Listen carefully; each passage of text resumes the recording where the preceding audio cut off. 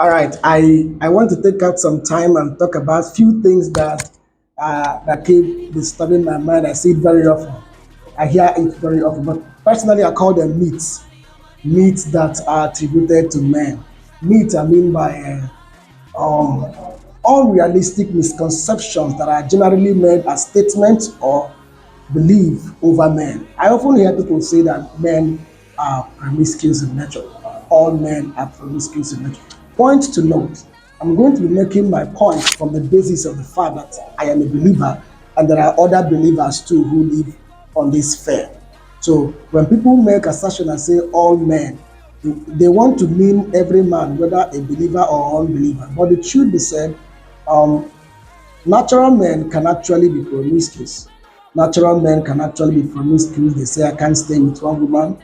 I cannot do with one soup. What annoys me most is the fact that we've, been, we've misconfigured women to become soup, become fruit, and most times they even enjoy it. Well, I'm going to say this, believers are not promiscuous. Any believer, anyone you see that you think is a believer that is promiscuous is not a believer. I cannot be promiscuous. I'm speaking to you as a person. I cannot. If you like, if you like, go and bring out a detective and be looking around to find out if I have become one.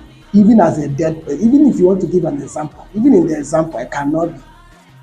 Not because I have said it, but where we belong, it's impossible for us to become promiscuous. It's impossible for us to disvalue integrity. Where we come from, that place is called Zion City. The king of that Zion is Jesus Christ.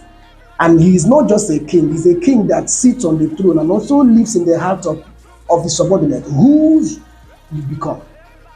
People who come from there, which I'm one of them, we are not. Yes, I want to make a bold statement. I cannot be promiscuous. And anyone who believes what I believe cannot also. Yes, so all men are not promiscuous. No child of God can. You cannot do it. You cannot do it. So that's my approach to that.